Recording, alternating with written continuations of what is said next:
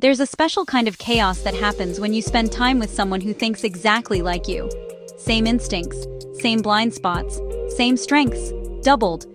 Sometimes it feels like finally being understood without having to explain yourself. Other times it feels like staring into a mirror that refuses to blink. Because here's the truth, getting along with other people is one thing. Getting along with your own personality type is a whole different experience.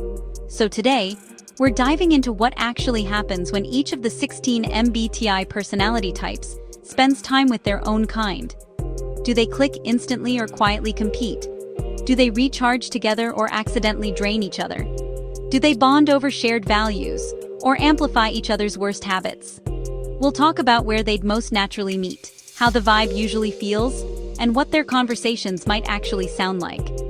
Quick disclaimer: these are generalized patterns, not guarantees.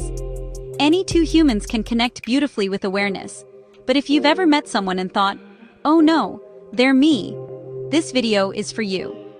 If you love MBTI content that's funny, painfully accurate, and weirdly comforting, hit like, tap subscribe, and comment your type below.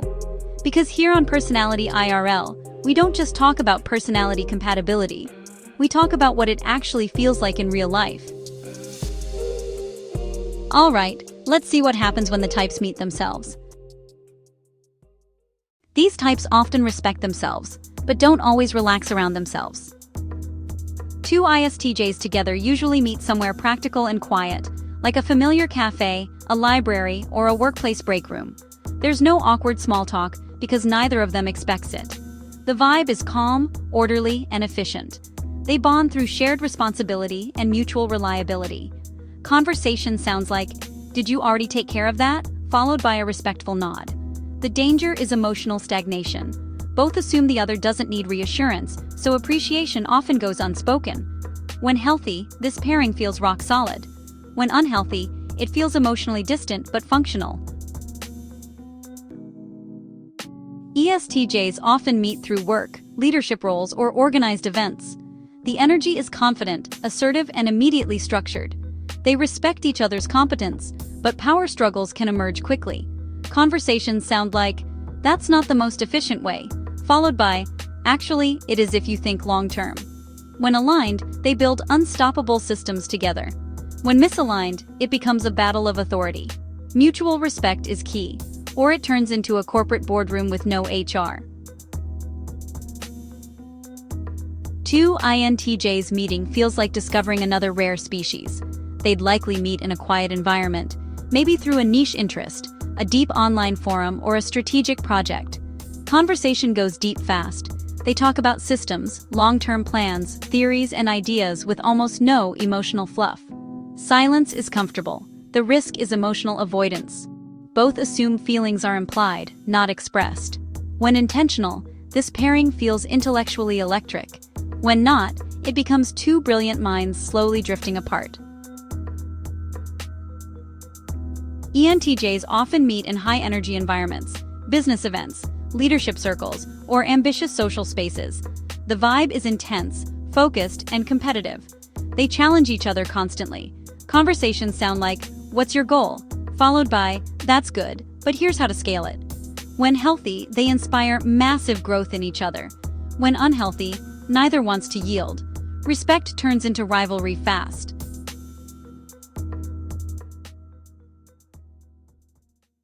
These types often feel deeply understood by their own, but that closeness can cut both ways. ISFJs usually meet through family, community, or shared routines. The setting is comfortable, familiar, and emotionally safe. They bond through care, service, and shared memories. Conversations sound like, "Did you eat?" or "I remembered you like this." The risk is emotional suppression. Both prioritize harmony so much that no one voices unmet needs. When balanced, it feels warm and secure. When not, quiet resentment builds. Two INFJs together often meet in quiet, meaningful spaces, bookstores, late-night conversations, or deep one-on-one settings. They feel instantly understood. Conversations jump from surface to soul in minutes. "Do you ever feel like you don't belong anywhere?" is answered with, "All the time." The danger is emotional echo chambers. Both retreat when overwhelmed, so silence can stretch too long. When healthy, this pairing feels like sanctuary. When unhealthy, it becomes mutual withdrawal. ISFPs connect through shared experiences, art shows, nature walks, creative spaces. The vibe is gentle, present, and emotionally rich. They bond through feelings rather than words. Conversations are simple but sincere. "This feels right," says everything. The risk is avoidance. Neither wants conflict, so issues stay unspoken. When intentional, it's deeply authentic. When not, connection fades quietly. Two INFPs often meet through shared values, creative communities, or emotional conversations. The vibe is soft, imaginative, and emotionally intense. They talk about dreams, meaning, and inner worlds. "What do you really want out of life?" is a common opener. The danger is inertia. Both wait for the perfect moment to act. When grounded, this pairing feels soulful. When not, it becomes a mutual dream loop with little execution.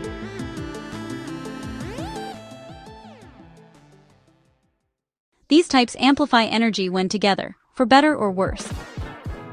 They meet in high-energy environments, sports, parties, spontaneous adventures. The vibe is loud, bold, and competitive.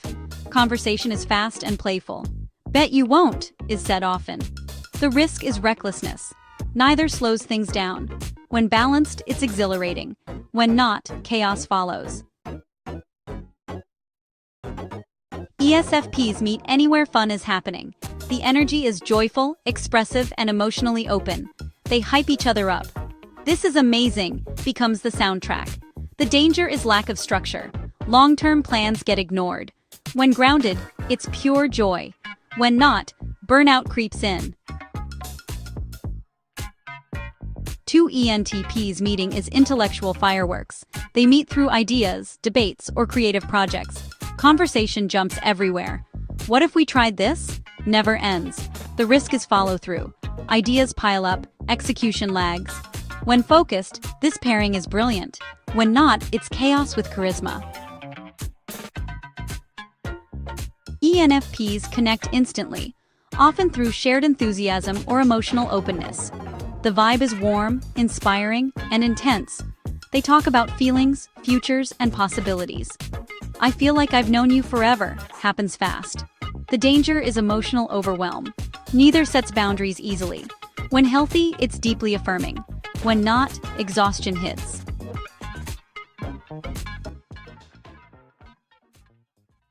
These types often mirror each other's blind spots most clearly.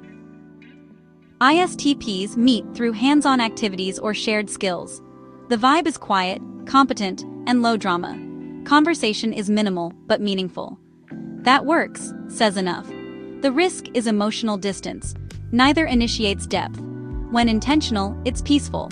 When not, it's detached. INTPs connect through ideas, theories, or curiosity-driven spaces. The vibe is thoughtful and abstract. Conversation spirals into deep analysis. But what if? Never ends. The danger is disconnection from reality. When grounded, it's brilliant. When not, nothing gets done. ENFJs meet through people-centered environments. The vibe is warm, supportive, and emotionally intense. They encourage each other constantly. "You're doing great," flows freely. The risk is burnout. Both overgive. When balanced, it's empowering. When not, exhaustion builds. ESFJs meet through community, tradition, or social circles. The vibe is welcoming and structured. They bond over shared rituals. "Everyone's coming, right?" matters deeply. The danger is people-pleasing. Both avoid conflict. When healthy, it's nurturing. When not, needs go unmet.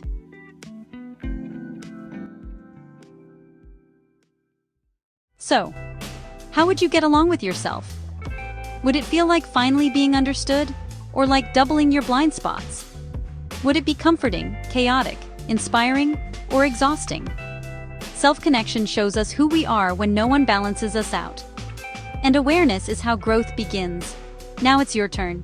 Comment your MBTI type and tell me, would you thrive with your own type, or need breaks? And if this video made you feel seen, hit like, subscribe, and turn on notifications. Sometimes the most revealing relationship you'll ever have is with someone just like you.